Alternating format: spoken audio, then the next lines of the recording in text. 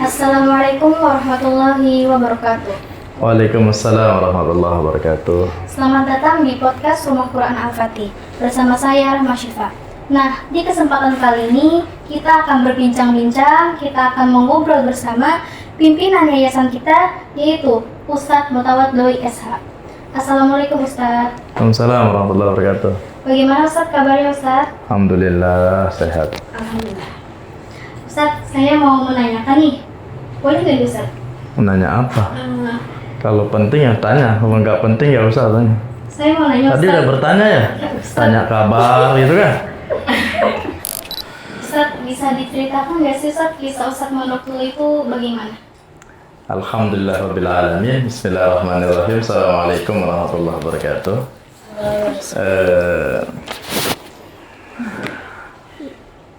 Sahabat semua, khususnya para remaja-remaji,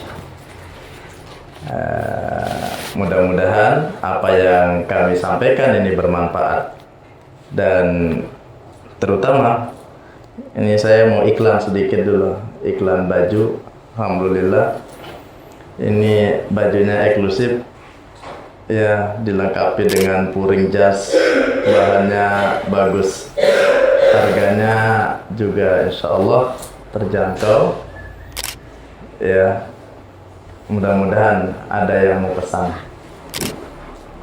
Merek baju bermerek kualitas DS, Doi dan Suci. Baik, bagaimana kisah di pondok dulu? Ya, alhamdulillah satu kenikmatan yang Allah Subhanahu wa taala berikan kepada saya, khususnya bisa belajar dan berada di lingkungan pondok. Ya, semua orang bermimpi, bercita-cita untuk mondok. Tetapi tidak semua Allah berikan dan wujudkan orang untuk bisa belajar dan sekolah di pondok pesantren. Masa-masa di pondok dulu ya masa-masa ada saatnya sedih, ada juga saatnya kita tersenang. Senang, bahagia, tentu lebih banyak sedihnya karena kita jauh dari orang tua ya. Tapi kesedihan itu membuat kita semakin semangat di dalam belajar dan di dalam beribadah, terutama di dalam mendoakan orang tua. Mendoakan orang tua, mendoakan guru. Ketika kita doakan orang tua, maka di situ kita ingat kasih sayang orang tua yang begitu besar kepada kita. Inilah kisah singkat waktu di pondok dulu. Artinya nikmat di pondok. Nikmat belajar dan berada di lingkungan pondok. Karena kita sehari-hari akan selalu bersama teman.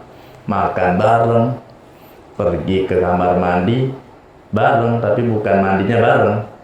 Ya, jalan dari kamar ke kamar mandi bareng-bareng, ngantri bareng. Kalau mau wudhu juga harus antrian, mau makan ambil makan di tempat dapur juga antrian, semua serba antri, maka disebutlah dengan nama santri. Ada juga pakai sendal ke masjid, pulang-pulangnya nggak pakai sendal. Nah, itulah kesedihannya. Sehingga ketika MTS SMP dulu setiap hari bisa beli sendal ya. Hari ini pakai sendal, besok sudah tidak pakai sendal. Jadi itulah kenikmatan di pondok, kenikmatan yang luar biasa berada di lingkungan pondok. Nah, itu saja mungkin Kak Syifa. Ya. Lalu Ustadz, bagaimana perjalanan Ustadz itu bisa sampai sekarang ini? Baik, perjalanan bisa sampai saat ini alhamdulillah tidak terlepas dari doa orang tua. Doa seorang ibu yang terus memberikan ridho kepada anaknya, dan doa seorang guru yang terus meridhoi setiap langkah muridnya. Nah, makanya penting minta doa dan ridho kepada kedua orang tua, minta doa dan ridho juga kepada guru. Nah, guru dengan orang tua itu adalah dua orang tua yang tidak dipisahkan. Di rumah mereka orang tua kita sebagai orang tua, Tetapi ketika di sekolah, maka guru juga menjadi orang tua dan juga menjadi guru.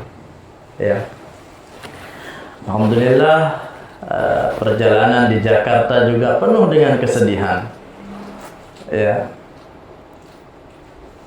Kenapa demikian?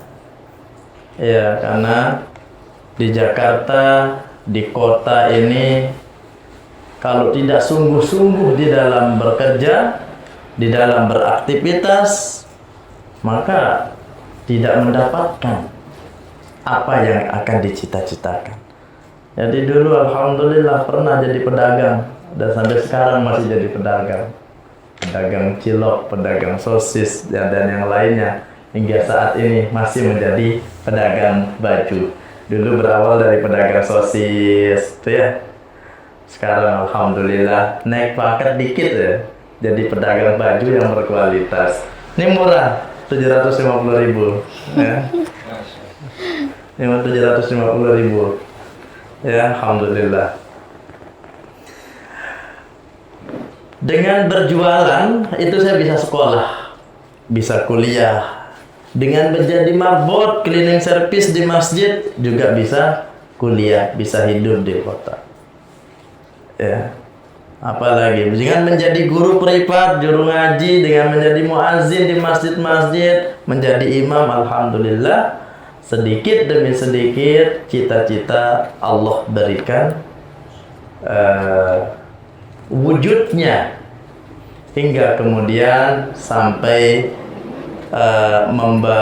belajar mendirikan sebuah lembaga Al-Quran. Karena doa Ustadz dulu cuma satu, ya Allah, berikan aku kekayaan harta dunia yang kekayaan itu akan menjadikan aku bisa mengasuh dan mendukung sekolah anak-anak yatim. Karena aku dulu adalah seorang anak yatim yang diberikan dukungan sehingga bisa sekolah sampai lulus SMA. Nah, itu doa. Belajar memuliakan dan mengasihi anak-anak yatim. Selain kita hormati orang tua, hormat kepada guru, juga kita tetap menyayangi dan memuliakan anak-anak yatim. Itulah kesuksesan. Suksesan itu tidak harus dilihat dari kendaraan yang dia pakai, rumah yang dia tempatin, tidak. Tetapi kesuksesan yang sesungguhnya adalah ketika kita mampu menjadi orang yang bermanfaat untuk orang lain. Nah, ya, mampu menjadi orang yang bermanfaat untuk orang lain. Mampu membuat orang lain tersenyum. Kalau kita lihat orang senyum, alhamdulillah. Kalau kita lihat orang tertawa, ya Allah, bahagia banget gitu. Tapi ketika kita melihat orang itu bersedih, maka kita juga pasti akan ikut bersedih. Ya. Lalu Ustadz, apa yang membuat Ustadz itu termotivasi untuk menghafal Al-Quran? Baik. Ya, termotivasi untuk menghafal Quran tidak lain dan tidak bukan anak, karena sayang sama orang tua. Kenapa sayang sama orang tua? Orang tua sudah begitu perhatian sama kita. Mereka pergi pagi pulang malam. Mereka nggak pernah tahu diri akan sakit. Ya, demi siapa? Demi kita. Maka orang tua pun pantas untuk kita berikan kebahagiaan, kemuliaan, pantas untuk kita angkat derajat mereka di dunia Allah dan juga kelak di akhirat Allah. Dengan apa? Dengan kita menjadi anak yang dekat kepada Allah, menjadi anak yang dekat dengan Al-Quran. Karena Al-Quran mampu mengangkat derajat setiap orang yang mau mendekatkan diri dengan Al-Quran. Setiap orang yang mau membaca Al-Quran, setiap orang yang mau menghafalkan Al-Quran dan menghafal Al-Quran, anak-anak, ya, kalau tidak mampu menghafal 30 juz, maka alhamdulillah. Ya, tetapi sesungguhnya yang terpenting adalah menjaga tilawah Al-Quran itu sendiri. Bukan perkara menghafal berapa juz yang dia hafalkan, tetapi bagaimana kita mampu menjaga Al-Quran itu sendiri. Allah tidak melihat seberapa banyak hafalan yang kita miliki, tetapi Allah akan menilai seberapa istiqomahnya kita di dalam menjaga hafalan Quran kita dan juga di dalam menjaga tilawah Al-Quran kita. Ini yang membuat termotivasi. Apa tadi? Memberikan kemuliaan dan kasih sayang yang tinggi kepada orang tua, baik di dunia maupun juga nanti di akhirat. Lalu nih Ustadz, cara mudah menghafal Al-Quran versi Ustadz itu gimana sih? Cara mudah menghafal Quran itu banyak sekali metode-metode. Ada dulu pernah Ustadz pelajari metode otak kanan, ada metode umi, ada metode, wah banyak lah metode itu ya. Ada metode semudah tersenyum, menghafal Quran dengan gerak-gerik. Amma yatasaalun, gimana gitu Ustadz nggak ngerti gerakannya. Ya, tapi yang penting membuat tersenyum katanya. Ya, semudah tersenyum. Semua metode itu bermanfaat. Tetapi metode yang terbaik adalah metode murojaah. Sering-sering murojaah hafalan, sering-sering mengulang hafalan. Dengan bagaimana cara kita mengulangnya? Dengan membacanya. Nah, itu metode yang paling the best bagi Ustaz. Ya, meskipun ada metode ini, metode itu, tetapi metode yang terbaik adalah sering mengulang membaca, maka pasti kita akan mengulang sering kita akan mengulangi hafalan yang kita sudah miliki. Itu yang Ustaz katakan tadi. Allah tidak melihat seberapa banyak hafalan yang kita miliki, tetapi Allah akan menilai seberapa istiqomah kita menjaga hafalan Quran itu, dan seberapa istiqomah kita akan mampu menjaga tilawah Al-Quran kita. Karena membaca Al-Quran itu anak-anak dan teman-teman semua, ya sahabatku semua, bukan di saat luangnya waktu baru kita membaca Al-Quran, tetapi memang harus wajib meluangkan waktu untuk membaca Al-Quran. Wah, giliran lagi sedih, merasa luang, merasa galau baru baca Quran. Tetapi baca Quran itu adalah meluangkan waktu sebaik mungkin untuk membaca Al-Quran di waktu subuh, setelah sholat tahajud, atau sempatkan sebentar di waktu duha, setelah sholat zuhur, atau di waktu malam maghrib, atau sebelum tidur. Ya. Membuat hari-hari kita penuh dengan Al-Quran. Nah, insya Allah Rasulullah gambarkan sungguh Allah memiliki keluarga yang paling terdekat adalah mereka para ahlul Quran. Mereka adalah orang-orang yang dekat dengan Al-Quran, dan mereka itu adalah keluarga Allah Subhanahu wa Ta'ala. Ya. Sudah Ustaz. Sudah, alhamdulillah.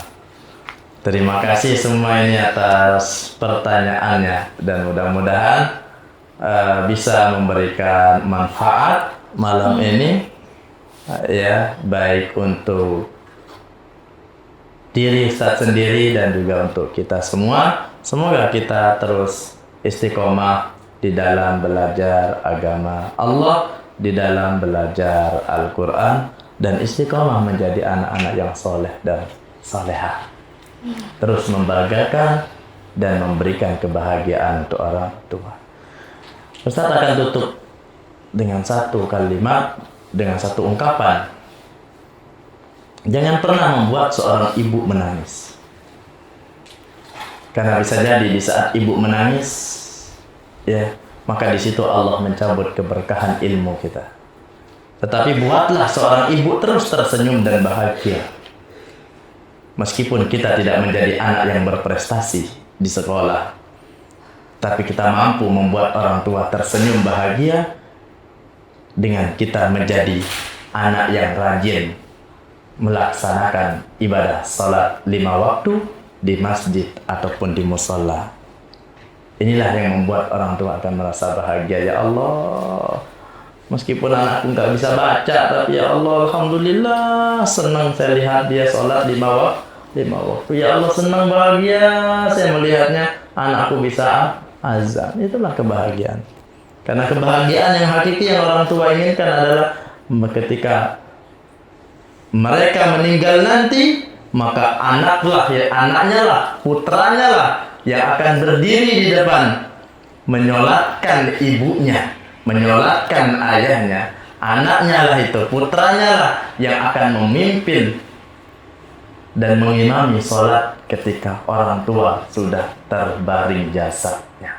Dan anak akan mengatakan, Rabbi ghafirli wali walidayya warhamhuma kama rabbayani shaghira. Doa inilah yang selalu dinanti oleh seorang ibu atau seorang ayah. Terima kasih semuanya. Mudah-mudahan sekali lagi ini bermanfaat. Wabillahi taufiq wal hidayah. Wassalamualaikum warahmatullahi wabarakatuh. Waalaikumsalam warahmatullahi wabarakatuh. Terima kasih Ustadz sudah menyempatkan waktunya sehingga kita bisa berbincang-bincang. Semoga apa yang Ustadz sampaikan ini bisa menambah motivasi serta semangat kita dalam belajar dan menghafal serta mempelajari Al-Quran.